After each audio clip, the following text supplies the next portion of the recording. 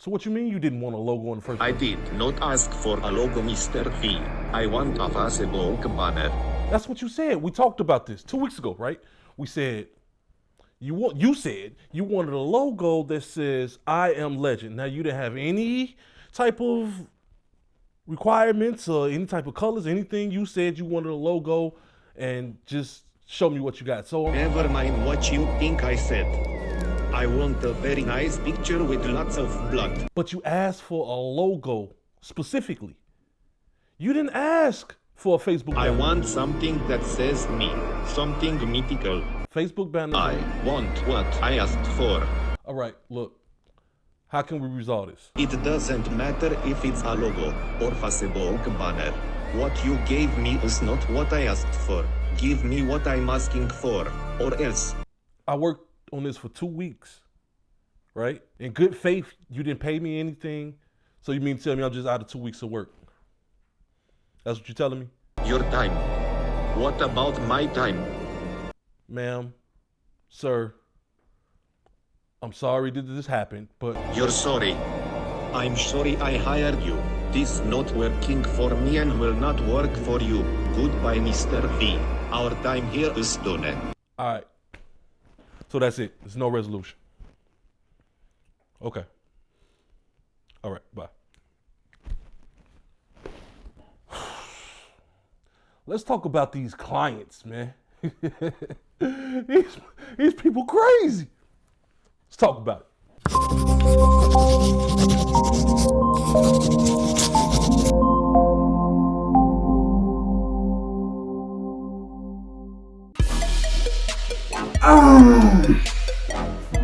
What is good? What is good? How y'all doing, man?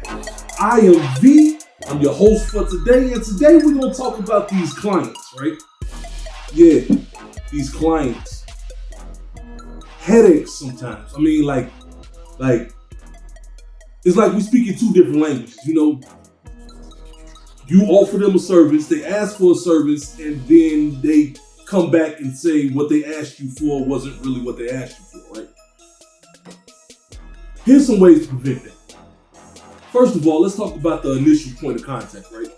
9 times out of 10, when you get a client, it's gonna come either through like your website, email, or it's gonna be a reference, or it's gonna be somebody that you reached out to, right? So the first point of contact is 9 times out of 10 is gonna be through some type of text communication, email, right?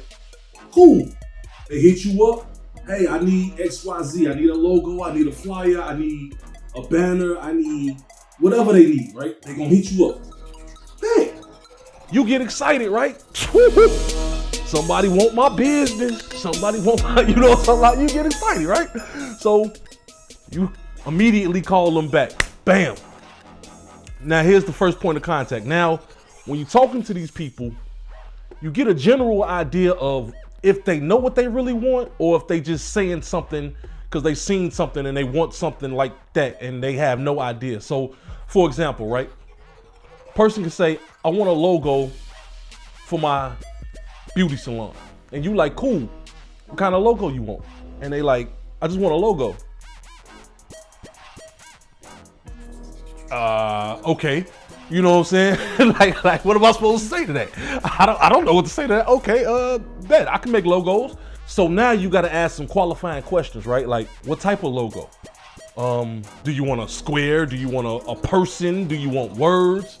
You ask these little qualifying questions, right? And depending on how well they can answer that, lets you know how smooth of a transaction that this is going to be, right? Because if the person has no clue of what they want, whatever you give them, you got a 50-50 chance of it being completely wrong to them, right? So you have to ask a whole lot of questions and you have to listen. When you're asking these questions and you're listening to the answers, what you need to do then is repeat it back to them so that they understand that you understand what's being said, right? We don't want miscommunication. Communication is one of the biggest keys in talking to a client because, like I said, they don't know graphic design and you don't know what's in their mind. That rhymed. I do that too. But anyway, so when you ask these questions and repeat it back, then you want to write it down. Therefore, we have a transcript. There won't be any he said, she said, I thought I said. Well, what I meant was, you write it down.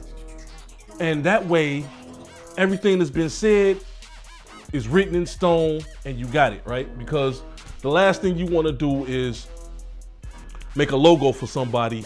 You take 2 weeks to make this logo and it's a character, you know, a character face or a character for their company, and they wanted a truck, you know, like you don't want to get that mixed up, because one, it's bad business on your behalf, because you should have fleshed that out better. Two, it's time wasted. Three, this miscommunication might lose you a client or might lose you some referrals from down the line. So communication is key. After you get this good sound set of instructions and, you know, requirements, because that's what you want to do with the communication. You want to get colors and letters and font type and all that type of stuff. You want to get that set in stone. But after you get that down, now you want to develop a scope. The scope being how long it's going to take, how long it is before you give them a partial delivery, possibly, if that's what you do. You want to talk about the type of deliverables that they can get. Like, if somebody wants an animation, do they get the MP4? Do they get the raw files? Do they get, you know, the list goes on. Do they get the drafts? Do they get, you know, all these other extra things that can be delivered to the client as a final deliverable? And you need to know these things, because me personally, if I do 3 or 4 drafts, 9 times out of 10, after you pick a draft, after the client picks a draft, I'm gonna delete the other ones because I don't need them anymore. But if that was stated ahead of time, then I need to keep those because the client might want those, right? Obviously that's an extra fee. But you know, so you need to understand the scope. You and the client communicate what they want. Now they know when they're gonna get it and how they're gonna get it. The next thing is talking about price. Now this gets a little dicey for a lot of people. I mean, even at this point in time in my career, I still have a hard time talking about price because I'm scared to overcharge people. And I'm scared to undercharge people because I know my value is higher, right? With this being said, you need to have your price points already set out. Whatever your price is, a logo is gonna cost $500 to $750, no matter what. Unless, you know, it's for a bigger company, then you go up on the price. But for regular, normal people, this is how much I'm gonna charge you, right? And you need to know that, and you need to stick to your guns. You know, you're gonna get a client trying to talk you down like, man, $500? Woo! You can't do it for $150? How much for a new paper? 35 cents. 35 cents? Good Lord! That's a lot of money. How about I give you 10 cents and you give me the good news? and as much as you want that client, you gotta say no. You know what I'm saying? I will not. What I can do though, is I can direct you to somebody else who may do that for 150. The difference is, you know, the quality might dip a lot. You know what I'm saying? But hey, if that's your budget, that's your budget. I can't make you spend more than what you got, and I don't want you to. So we want to talk price. We also want to talk about the deliverables of this price, right? As designers, we should always charge half up front. That way, the work that we do doesn't go like down the drain for nothing. Like if they don't like it, at least you got half of the money. So we should always charge half up front, and then the back end is on the client if they like the product or the service or whatever you're providing to them. So you want to talk price, and you want to have your prices set in stone before you talk to them. I want to say not necessarily set in stone. I want to say you want to have a baseline price, because the price set in stone could cap you as a creator. So you want to have a baseline price. So this baseline price says that it's going to be this price or higher, depending on what you want. Cool. And last but not least, after you talked to this client, you done came up with the scope, you done talked about the price. The last thing that you want to do is have an invoice or a contract.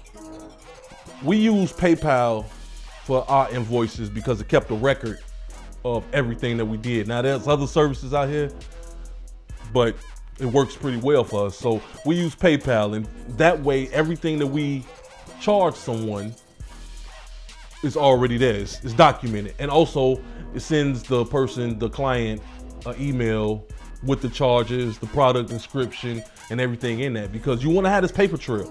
You always want to have a paper trail. I say anytime you talk to a client, try to make an email thread with this client. That way, I'm trying to tell you, these clients will tell you that they said blue when the whole time they said yellow. You know what I'm saying? They'll try to tell you that they said XYZ when the whole time they said ABC. You know what I'm talking about? So try to keep it in an email form, or, you know, text, or however you can keep this transcribed between you and the client, and everything should go as smooth as it can. It's not gonna be 100% smooth, but you know, you follow those steps and you'll be all right. You know what I mean? Like, you're gonna learn, you're gonna hit some, you're gonna get slapped over the head a couple times, but you'll be all right. So that's the topic for today. Hope I was able to give y'all some insight on what I know. If you got any questions, comments, leave them in the comments. Follow me. What are you doing? Follow me. Follow me on Instagram, Twitter, LinkedIn. Where else I'm at? I'm on TikTok. Follow me everywhere, man. I am V, Clay Vision Designs. See y'all next time. Peace.